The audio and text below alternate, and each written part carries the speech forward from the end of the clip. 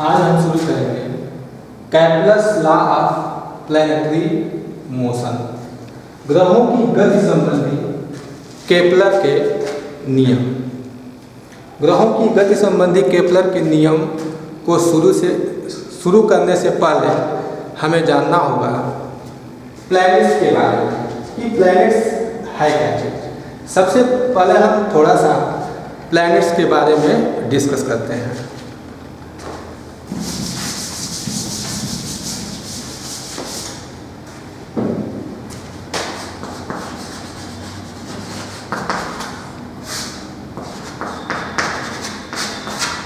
Planets माना होता है ग्रह, ऐसे आकाशीय पिंड जो सूर्य के चारों तरफ अपनी अपनी कक्षाओं में परिक्रमण करते रहते हैं, उन्हें हम ग्रह कहते हैं। ग्रह 2006 तक ग्रह 9 प्रकार के ग्रह माने जाते थे। जैसे उदाहरण के रूप में हम 9 प्रकार के जो ग्रह हैं उनको हम लिख सकते हैं। जैसे पहला MERCURY, मरकरी। पहला ग्रह जो है मरकरी। मरकरी माना होता है बुध।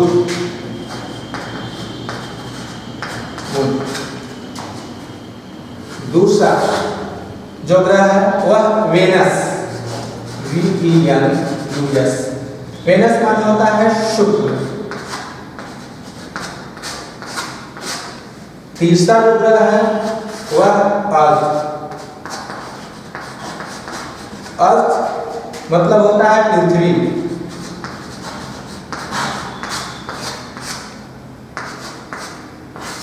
जो चौथा होता है मार्स। मार्स माना होता है मंगल।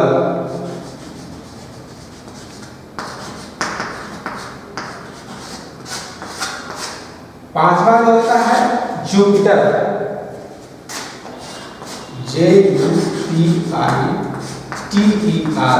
जुपिटर माना होता है Brihaspati.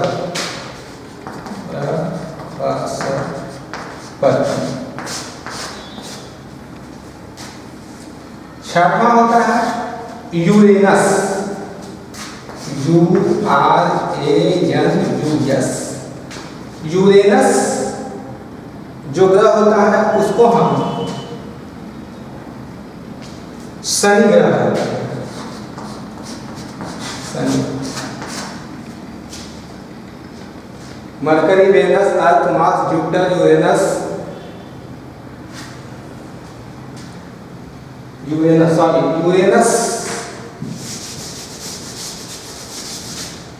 Mercury, Venus, Earth, Mars, Jupiter, सिचर्न।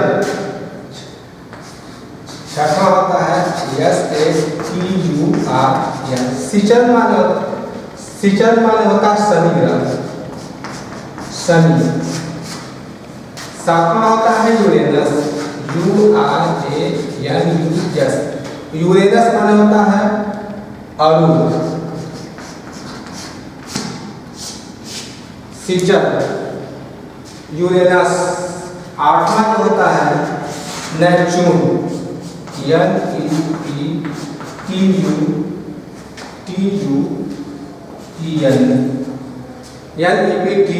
Neptune माने होता है वरुण। और 9वां जो होता है प्लेटो, PLUTO।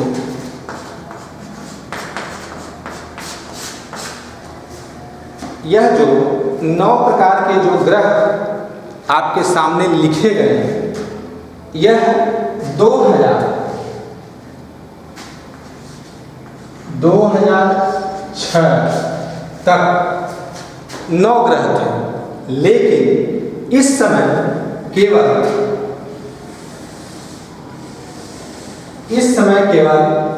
8 ग्रह हैं।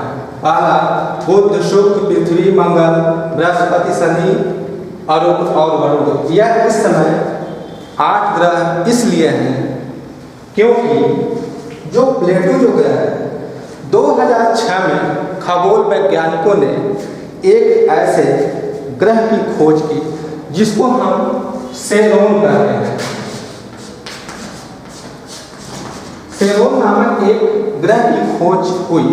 यह जो सेरोन नामक जो ग्रह था वह प्लेटो ग्रह के चारों तरफ परिक्रमण कर रहा था, और प्लेटो जो ग्रह था वह सेरोन नामक ग्रह के चारों तरफ परिक्रमण कर रहा था। यह दोनों ग्रह एक दूसरे के चारों तरफ परिक्रमण करने के कारण खगोल वैज्ञानिकों ने इस सेरोन और प्लेटो ग्रह को क्षुद्र अर्थात बौना और छोटा ग्रह माना, और छोटा ग्रह मानने के बाद खगोल वैज्ञानिकों की सेमिनार में 2006 तक ये 9 ग्रह थे। 2006 के बाद इस प्लेटो ग्रह को क्षुद्र या बौना ग्रह होने के कारण निकाल दिया गया। इसलिए प्रेजेंट टाइम में केवल इस समय 8 ग्रह हैं। यहाँ पे जो मरकरी है, बुध ग्रह है, यह सूर्य के सबसे समीप होता है, सबसे छोटा होता है और सबसे गर्म ग्रह होता है, जो मरकरी ग्रह है। जो शुक्र ग्रह है, यह शुक्र ग्रह जो है यह सबसे चमकीला ग्रह है। चाहे तो हम इसको लिख सकते हैं सबसे चमकीला।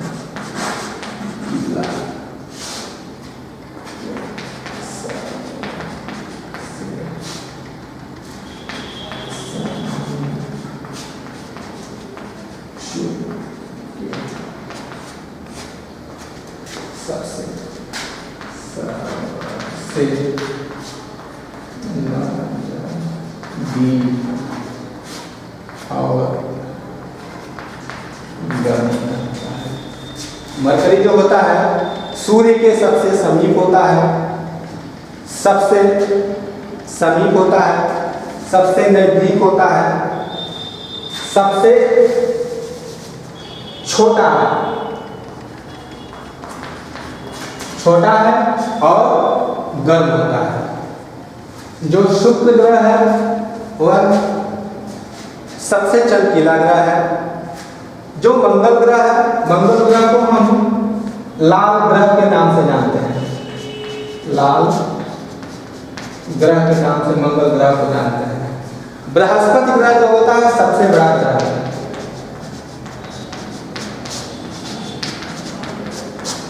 सबसे बड़ा ग्रह है।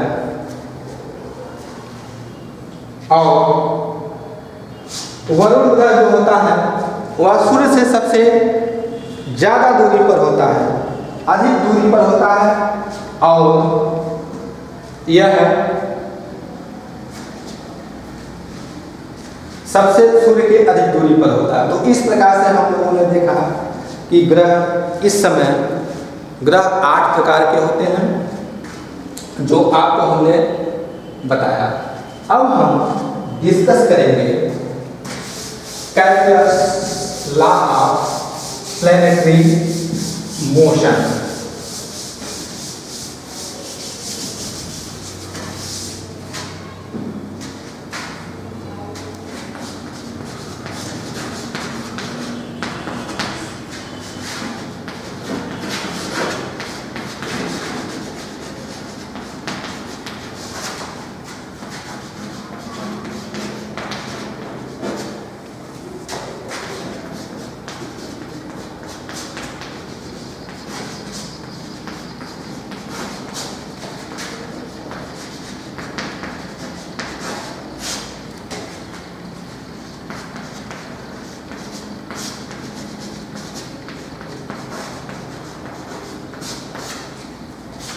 अब हम डिस्कस करेंगे ग्रहों की गति संबंधी केपलर के नियम।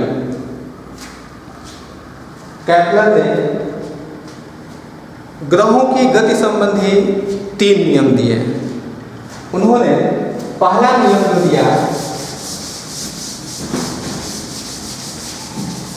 सपोज करिए कि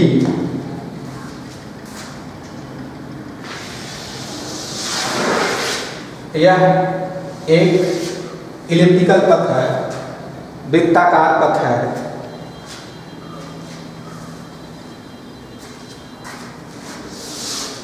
सपोज करिए यहाँ पे सन है, सूर्य,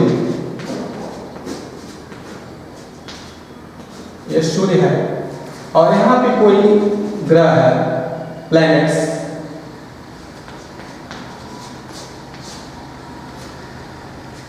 केपलर ने जो पहला नियम दिया, उन्होंने ये कहा कि कोई भी ग्रह सूर्य के चारों तरफ एक दीर्घवृत्ताकार, यह दीर्घवृत्ताकार कक्षा है, दीर्घवृत्ताकार कक्षा, कोई भी ग्रह सूर्य के चारों तरफ एक दीर्घवृत्ताकार कक्षा में परिक्रमण करता है तथा सूर्य कक्षा के एक फोकस, सूर्य कक्षा के एक फोकस पर स्थित होता है। यह केपलर का प्रथम नियम कहलाता है। Second law of Kepler, Kepler का द्वितीय नियम क्या है? केपलर का द्वितीय नियम, केपलर ने यह कहा कि किसी भी ग्रह को सूर्य से मिलाने वाली रेखा, सपोज करिए यह ग्रह है और यह सन है, ग्रह को हम सूर्य से मिलाएं, मिलाने वाली रेखा यह यहाँ थीटा को मिलाती है। सपोज करिए ग्रह पहले एक स्थिति में था और यह यहाँ पे आ गया dt समय में, वह b बिंदु पर आ गया, स्मॉल टाइम लिया dt और यह एंगल बना लिया d थीटा बना लिया। तो केपलर ने कहा कि किसी भी ग्रह को सूर्य से मिलाने वाली रेखा समान समय में समान क्षेत्रफल स्वीप करती है। समान समय में समान क्षेत्रफल स्वीप करने का मतलब, अगर कोई भी ग्रह a बिंदु से b बिंदु तक जाने में डेल्टा dt समय में जितना एरिया यह कवर करता है, उतने ही समय में उतने ही समय में उतना ही एरिया कवर करेगा। अर्थात किसी भी ग्रह की, दूसरे शब्दों में इसको हम कह सकते हैं कि किसी भी ग्रह की जो क्षेत्रीय चाल होती है वह नियत होती है, कांस्टेंट होती है।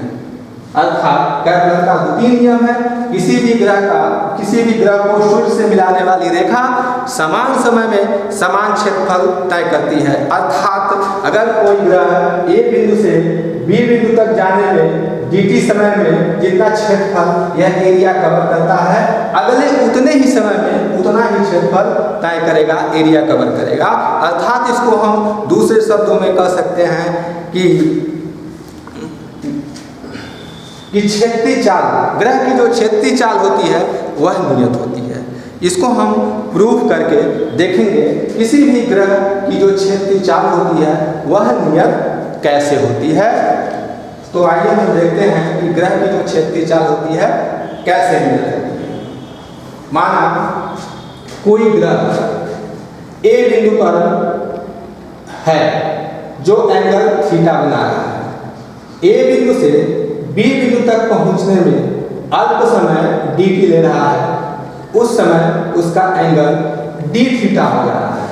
सूर्य और ग्रह की दूरी हम मान रहे हैं स्मॉल r, सूर्य और ग्रह के बीच की दूरी हमने स्मॉल r मान है।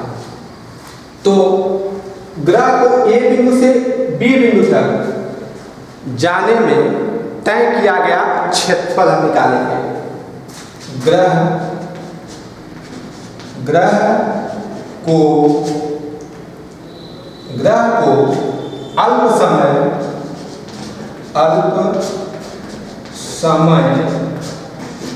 dt में a बिंदु से b बिंदु तक जाने में तय किया गया क्षेत्रफल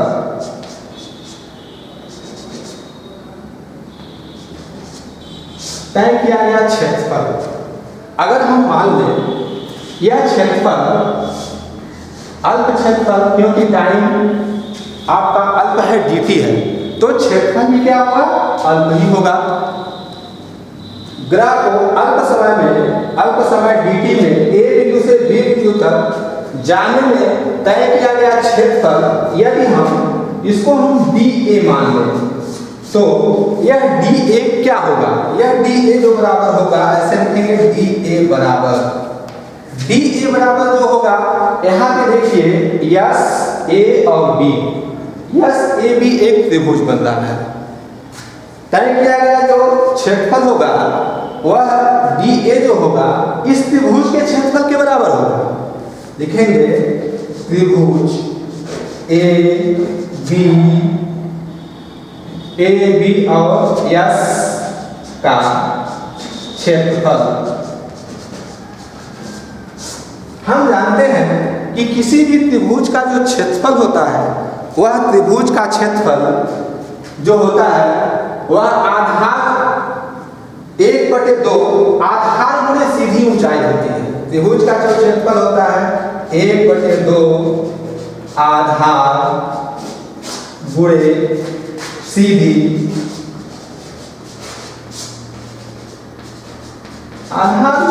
ऊंचाई होती है। तो इस त्रिभुज में यस ए बी में हम लिखेंगे, ऐसे लिखेंगे DA बराबर 1/2 हो गया। यहाँ पे देखिए आधार क्या है, आधार आपका है यस ए है, इसको लिख देंगे यस ए हो गया। और इसकी सीधी ऊंचाई है आपकी ए और बी, ए बी हम लिख दिए। अब हम निकालेंगे यस ए। यहाँ पे देखिए हमने यस ए माना है, ये सूर्य और ग्रह के बीच की दूरी स्मॉल आर हमने माना है, इस मान को हम रख देंगे, ऐसे लिखेंगे DA बराबर 1/2 आर इंटू ए बी। यह समीकरण नंबर हम 1 बना लेंगे। अब हम जानते हैं कि किसी भी त्रिभुज में रेडियन में कोण बराबर होता है चाप/त्रिज्या, अर्थात इसको हम कह सकते हैं कोण बराबर चाप/त्रिज्या। यह सूत्र होता है कोण बराबर चाप/त्रिज्या। रेडियन में कोण बराबर होता है चाप/त्रिज्या। तो यहाँ पे देखिए कोण जो बन रहा है रेडियन में कोण यहाँ पे अल्प कोण आपका डी थीटा है, डी थीटा बराबर चाप आपका जो है यह है चाप आपका ए बी है, गुणे त्रिज्या आपकी है यह दूरी यस ए ए बी यह बटे आर हो गया। यहां से हम क्या करेंगे, ए बी बराबर निकालेंगे, ए बी बराबर आर डी थीटा। यह समीकरण नंबर आपका 2 हो गया। अब हम क्या करेंगे, ए बी का मान समीकरण नंबर हम 2 में रखेंगे। ए बी का मान हम समीकरण नंबर 2 में रखें, समीकरण नंबर 2 से ए बी का मान समीकरण नंबर 1 में हम रखेंगे। समीकरण नंबर 1 आपका है, समीकरण नंबर 1 क्या है आपका, वह है डी ए बराबर 1/2 आर इंटू ए बी। यही था, ए बी के जगह पर हम लिख देंगे आर डी थीटा लिख देंगे। तो यह हो गया आपका डी ए बराबर 1/2 आर स्क्वायर डी थीटा हो गया। इस तरीके से इसको हम लिख सकते हैं। यह समीकरण नंबर 3। अब आप देख रहे हैं कि समीकरण नंबर 3 के अगर दोनों पक्षों में हम dt से भाग दे दें तो इसके मान में कोई अंतर नहीं होगा। तो हम क्या करेंगे, समीकरण नंबर 3 के दोनों पक्षों में हम dt से भाग देंगे। इसको लिखेंगे ऐसे, dA बटे dt बराबर 1/2 r square d theta upon dt। इस तरीके से इसको हम लिख सकते हैं। अब यहाँ पे देखिए, यहाँ पे d थीटा अपॉन dt है, यह कोणीय विस्थापन परिवर्तन की दर है। कोणीय विस्थापन परिवर्तन की दर को हम d थीटा अपॉन dt से रिप्रेजेंट करेंगे और कोणीय विस्थापन परिवर्तन की दर को हम कोणीय वेग कहते हैं। कोणीय वेग हम जानते हैं, कोणीय वेग को ओमेगा से रिप्रेजेंट करते हैं, अर्थात ओमेगा बराबर है d थीटा अपॉन dt। इसको ना हो तो समीकरण नंबर 4 बना लें और इसको समीकरण नंबर हम 5 बना लें। अब हम क्या करेंगे, समीकरण नंबर 5 से देखिए, समीकरण नंबर 5 से d थीटा बटे dt का मान समीकरण नंबर 4 में रखने पर तो हमें प्राप्त होगा, क्या प्राप्त होगा, इसको हम लिख देंगे dA अपॉन dt बराबर 1/2 r स्क्वायर ओमेगा। इस तरीके से हम लिख सकते हैं। dA अपॉन dt बराबर हमको प्राप्त हो गया 1/2 r स्क्वायर ओमेगा प्राप्त हो गया। अब हम जानते हैं कोणीय संवेग को हम J से रिप्रेजेंट करते हैं। J बराबर होता है I इंटू ओमेगा। कोणीय संवेग J बराबर होता है I ओमेगा होता है। यह संबंध हम लोग पढ़ चुके हैं, जहां I किसी भी वस्तु की मोमेंट ऑफ इनर्शिया जड़त्व आघूर्ण है और ओमेगा आपका कोणीय वेग है। तो हम मोमेंट ऑफ इनर्शिया जानते हैं, मोमेंट ऑफ इनर्शिया I बराबर होता है m इंटू आर स्क्वायर। हम इसके पहले लेसन में मोमेंट ऑफ इनर्शिया की परिभाषा डिफाइन कर चुके हैं, यहाँ पे भी हम डिफाइन कर सकते हैं और एक बार हम करके दिखा दे रहे हैं कि मोमेंट ऑफ इनर्शिया किसे कहते हैं। The moment of inertia of a point mass define the product of mass and square of its direction from the axis of rotation is known as moment of inertia. किसी पिंड या किसी वस्तु का जड़त्व आघूर्ण उस पिंड या वस्तु के द्रव्यमान तथा घूर्णन अक्ष से जो दूरी होती है उस दूरी के वर्ग के गुणनफल के बराबर होता है। अर्थात मोमेंट ऑफ इनर्शिया को हम I से रिप्रेजेंट करते हैं। I इक्वल टू होता है m इंटू आर स्क्वायर होता है। यहाँ से हम क्या करेंगे, I equal to m R square का जो मान होता है वह मान हम यहाँ पे पुट कर देंगे। इसको लिखेंगे ऐसे, J बराबर लिखेंगे I के जगह पे लिखेंगे m आर स्क्वायर, यहाँ से ओमेगा m आर स्क्वायर, इसको ओमेगा इस तरीके से हम लिख देंगे।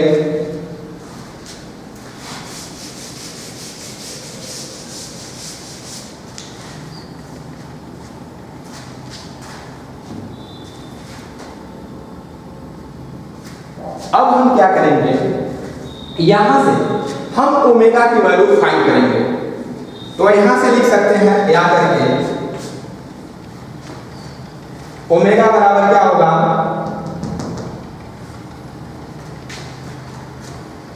ओमेगा बराबर हो जाएगा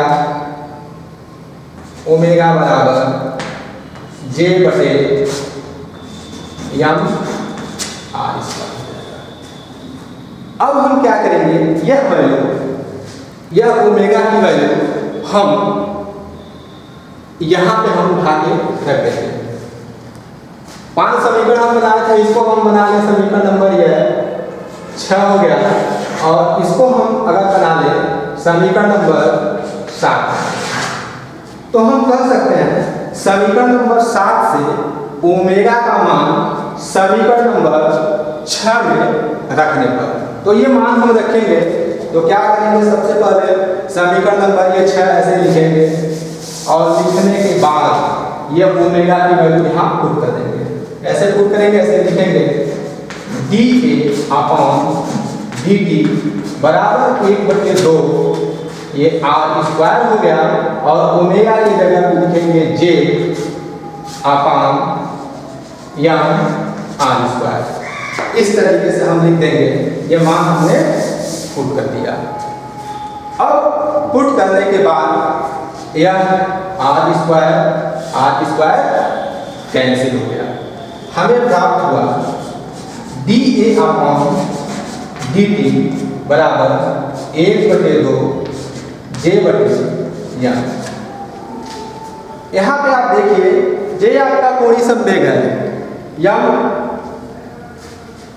ग्रह या पिंड या वस्तु का द्रव्यमान है, और 1/2 आपका कांस्टेंट नंबर है। यह पूरी क्वांटिटी जो है यह नियतांक है, कांस्टेंट है, यह कांस्टेंट है, नियतांक। अर्थात यहाँ प्रूफ होता है कि किसी भी ग्रह का क्षेत्रीय चाल नियत होती है, कांस्टेंट होती है। अर्थात इस समीकरण से जो क्षेत्रीय चाल जो होती है, जो कांस्टेंट होती है, अर्थात समान समय में जो समान क्षेत्रफल स्वीप करता है वह कांस्टेंट होता है, नियत होता है। यहाँ से हम यह निष्कर्ष निकाल सकते हैं कि केपलर का द्वितीय नियम कोणीय संवेग संरक्षण के नियम पर आधारित है। कभी काल 1 नंबर के क्वेश्चन में पूछता है कि केपलर का द्वितीय नियम किस संरक्षण पर आधारित है, तो आप यहाँ से कह देंगे कि केपलर का जो द्वितीय नियम है वह कोणीय संवेग संरक्षण के नियम पर आधारित है। इस तरीके से केपलर का द्वितीय नियम हमने आपको बताया कि उसकी जो क्षेत्रीय चाल होती है वह क्या होती है, कांस्टेंट होती है। केपलर का थर्ड नियम अब हम जानेंगे कि केपलर का थर्ड नियम क्या है। तो आइए हम डिस्कस करते हैं Kepler's third law of Kepler.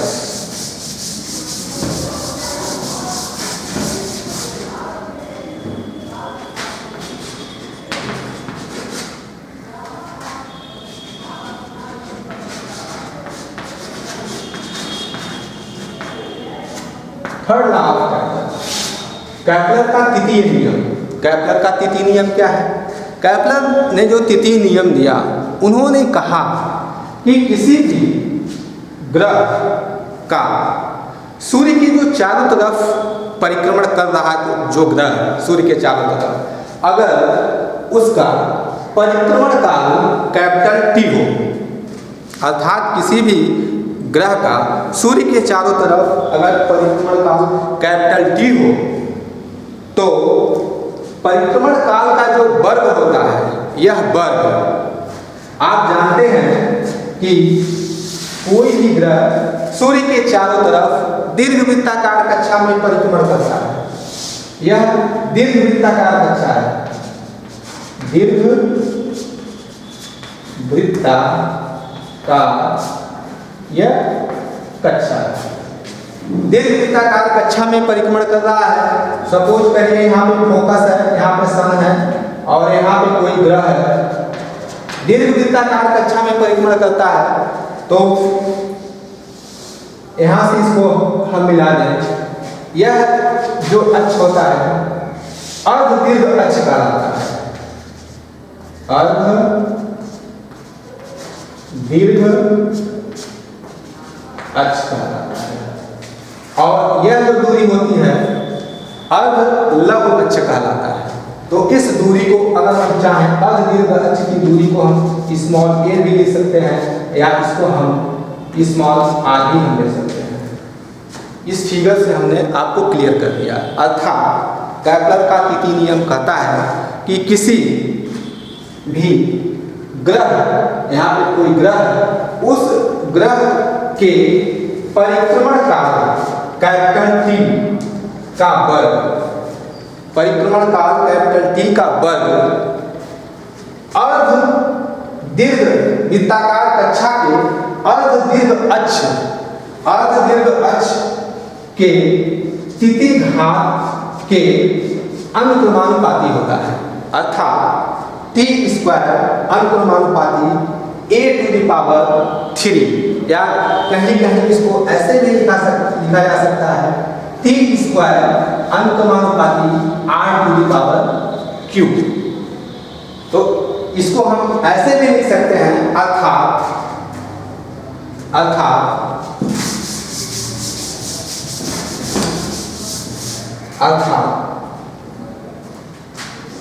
T square, जब अनुक्रमानुपाती को हम बराबर करेंगे तो यहाँ पे कोई कांस्टेंट कैपिटल के लिख देंगे और यह r³ ऐसे लिख देंगे, अर्थात इसको ऐसे भी लिखा जा सकता है, यह कैपिटल थर्ड ला है, अर्थात t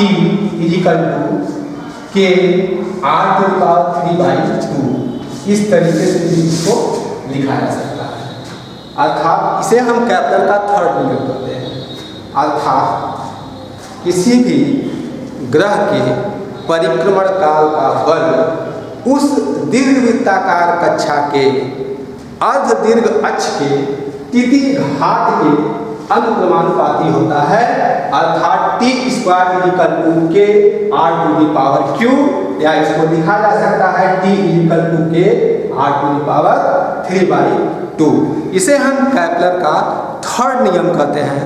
अब हम अगले टर्म पर हम कैपलर के थर्ड नियम को हम प्रूफ करके आपको बताएंगे कि किसी भी ग्रह के परिक्रमण काल का वर्ग उसके अर्ध दीर्घ अक्ष के तिथि घात के अनुक्रमानुपाती कैसे होता है।